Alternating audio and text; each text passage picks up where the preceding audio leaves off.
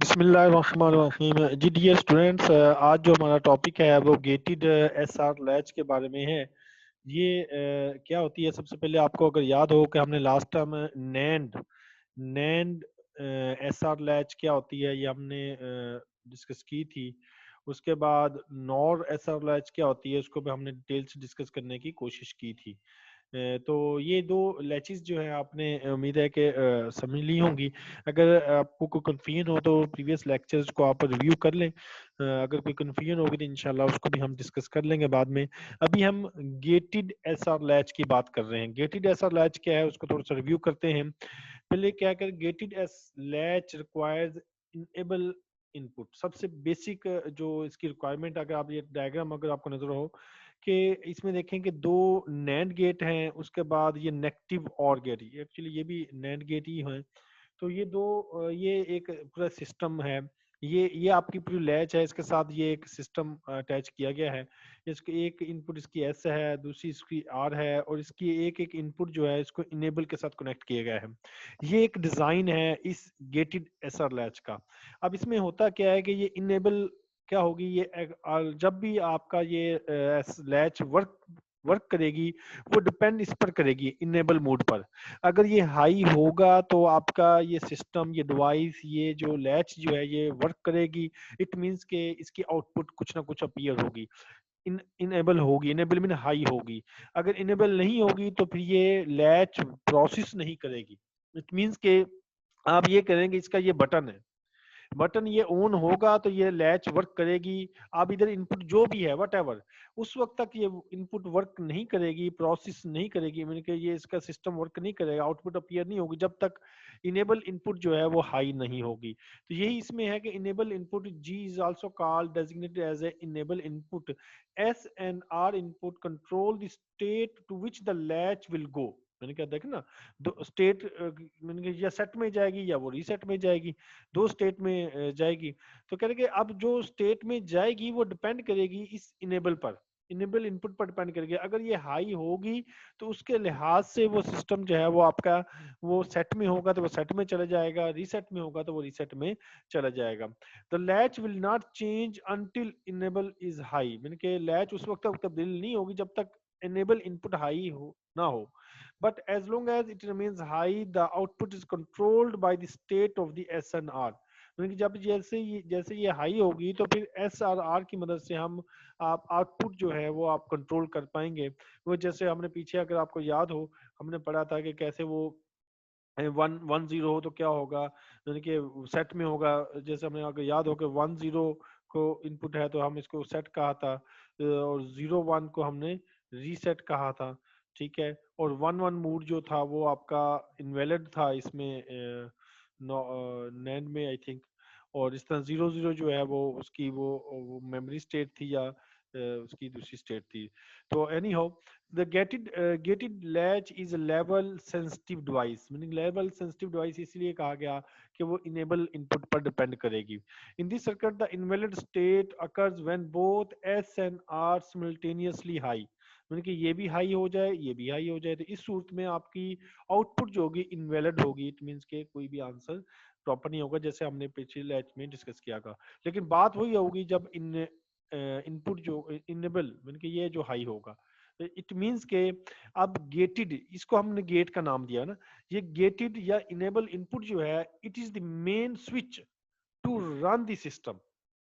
Mean के जो भी आपकी एस और आर के ऊपर जो डाटा है ये उस वक्त प्रोसेस होगा जब आपकी इनेबल इनपुट हाई होगी, वरना वो प्रोसेस नहीं होगा। एक पॉइंट, अब इसके एग्जांपल देखें, सिंपल सी एग्जांपल है करके, डिटरमिन द क्यू आउटपुट करके, ये जो क्यू आउटपुट डिटरमिन करें जब एस एस इनपुट ये है, आर ये है, इनबिल ये है। अब देखें जब एस लो है, आर भी लो है, 0 0 है, तो आपकी आउटपुट भी लो आ रही है। ठीक है, लो आ रही है, मीन वो जीरो नॉर्मल पोजीशन पे है। लेकिन जैसे ही ये हाई हुई ये लो हुआ, लो, इधर S1 है लेकिन इनपुट स्टिल लो है। क्यों लो है? क्योंकि इनेबल इनपुट लो है। जब इनेबल इनपुट हाई हुई तो साथ ही सिस्टम हाई में चला गया, और फिर से हाई रही, हाई रही, हाई रही। और जैसे ही अब यहाँ तक जहाँ सिस्टम इनेबल रहा वहां तक। उसके बाद जब जैसे ही अगेन जब ये स्टेट चेंज हुई, देखिए इधर 1 आया, इधर 0 आया, लेकिन इधर स्टिल हाई है, चेंज स्टेट नहीं हुई। चेंज स्टेट कब होगी? जब इनेबल इनपुट हाई होगी। इधर इनेबल हाई हुई तो स्टेट चेंज हुई, इधर हाई हुई तो स्टेट चेंज हुई। जहां इनेबल इनपुट हाई होगी वहां आपका सिस्टम अपनी स्टेट को चेंज करेगा। यानी कि इनेबल इनपुट या गेटेड इनपुट यही है कि आपका सिस्टम जो है एसआरआर इनपुट उस वक्त वर्क करेगा जब आपका इनेबल जो हाई होगा। फिर वो सेंस करेगा कि एसआरआर में क्या प्रोसेस करना है। अगर ये लो होगा, जब तक ये लो है तो देखो उसमें कोई सिस्टम में चेंज नहीं आएगा। जहां जहां इनेबल हाई होगी वहां वहां सिस्टम में चेंज आएगा। ये जस्ट एक सिंपल सी एग्जांपल है।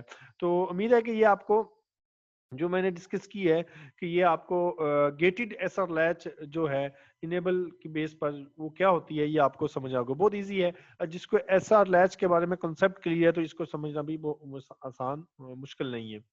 आगे नेक्स्ट जो सेकंड पॉइंट है गेटेड डी लैच। अब पीछे हमने बात की है just gated latch, gated SR latch, मैंने हमने इधर जो है गेटेड डी लैच। इसमें फर्क क्या है इसको समझें। इसमें फर्क यह है कि इसमें इनेबल इनपुट तो होगी, लेकिन इधर जो एस आर जो थी वो दोनों कनेक्ट करके एक डी कैरी मीन के एक इनपुट बना देंगे। एस आर को कनेक्ट करके एक इनपुट बना दी जिसको डी इनपुट का नाम दे दिया।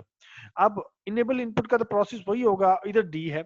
अब D data, another type of gated S latch is called D latch. It differ from SR latch because it has only one input. लेकिन SR latch में दो इनपुट थी और जबकि इस D latch में जस्ट वन इनपुट है और वन गेटेड इनेबल है। ठीक है, और this input is called the data input. उनकी ये जो भी इधर डाटा होगा, 0 हो या 1 हो, जो भी डाटा होगा वो आगे प्रोसेस होगा। कब प्रोसेस होगा? जब इनेबल इनपुट जो होगी वो हाई होगी। When data input is high, mean कि अगर सपोज ये 1 है, जब 1 होगा लेकिन इसके साथ ये भी 1 होनी चाहिए। जब ये 1 होगा ये भी 1 होगा तो ये प्रोसेस होगा, तो आउटपुट जो आपकी लैच विल सेट। सेट मतलब इधर 1 आ जाएगा, क्यों क्या आ जाएगा? 1 आ जाएगा। ठीक है, अब जब ये 0 होगा, जब ये 0 होगा तो आउटपुट में क्या हो जाएगा?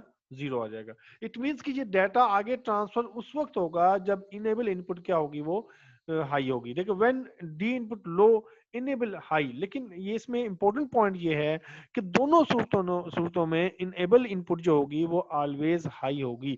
इट मीन्स के अगर आपका सर्किट एक्टिव होने के लिए शर्त ये है कि इनेबल हाई हो। अगर ये इनेबल लो होगी तो आपका सर्किट एक्टिव नहीं होगा, अब डी में जो भी होगा वो प्रोसेस नहीं होगा। और इसकी सिंबल डायग्राम ये है।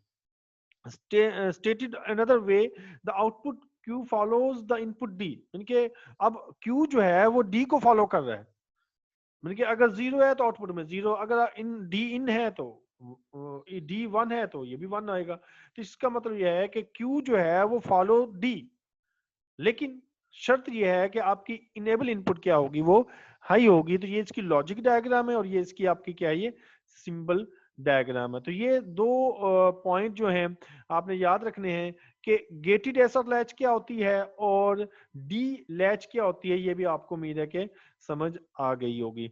नेक्स्ट इसकी एग्जांपल है, बहुत इजी एग्जांपल है वो, जैसे हमने लास्ट में की है कि देखिए ये डाटा है 0 0 1 0 1 0 1, ये डाटा है। अभी हमने बात की कि डाटा ये प्रोसेस उस वक्त होगा यानी कि आउटपुट क्यू वो डी को फॉलो करेगी। कब फॉलो करेगी? जब इनेबल इनपुट हाई होगी। अब देखिए इधर इनेबल इनपुट हाई नहीं है तो जो डाटा प्रीवियस था रीसेट में था वो 0 ही रहा, जो भी स्टेट थी। लेकिन जैसे ही हाई हुआ तो ये इधर 1 था, 1 किस में चला गया? 1 में चला गया, क्यू 1 में चला गया। आगे फिर 1 में रहा, वो स्टेट चेंज हुई, फिर 1 आया। जब 1 इधर 1 आया, हाई हुआ, इनेबल हाई हुई तो इधर 0 था। जब 0 हुआ तो उसने क्या किया कि क्यू को 0 कर दिया, आउटपुट 0 आ गई। ठीक है, जब फिर हाई हुआ तो फिर हाई आ गया। मतलब कि जैसे जैसे स्टेट चेंज होगी, इनेबल हाई होगा तो उस वक्त ये प्रोसेस चेंज होगा। आप देखिए ये कंटिन्यूसली इनेबल हाई है, कंटिन्यूसली अगर हाई है तो कंटिन्यूसली डाटा चेंज होगा। देखिए इधर 0 तो 0 1 1 0 0 1 1। देखिए इधर 0 था, इधर भी 0, इधर 1 था, इधर भी 1, इधर 0, इधर 0, इधर 1, इधर 1, इधर 0, इधर 0, सॉरी इधर 0। अब ये डाटा मसलसल चेंज क्यों हुआ? क्यों हुआ कि इनेबल इनपुट मसलसल हाई थी। तो इसलिए डाटा मसलसल प्रोसेस हुआ। और अभी हमने ऊपर पढ़ा, क्या पढ़ा कि state another way, output Q follows input D. Output Q जो है डी को फॉलो करेगी, क्यू इनपुट हुआ है डी को फॉलो करेगी। कंडीशन क्या है, इनेबल हाई होनी चाहिए। तो ये एक सिंपल सी एग्जांपल्स के जरिए मैंने आपको समझाने की कोशिश की कि डी लैच क्या होती है और गेटेड डी लैच और एस आर गेटेड लैच क्या होती है। उम्मीद है कि ये दोनों टॉपिक बहुत इजी से हैं, आपको समझ आ गए होंगे इंशाल्लाह। अगर अब इसके बाद आपके जहन में कोई भी क्वेश्चन होगा ना, इंशाल्लाह I will try to answer your question, मैं आपके क्वेश्चन को आंसर करूँ। इसको मैं स्टॉप कर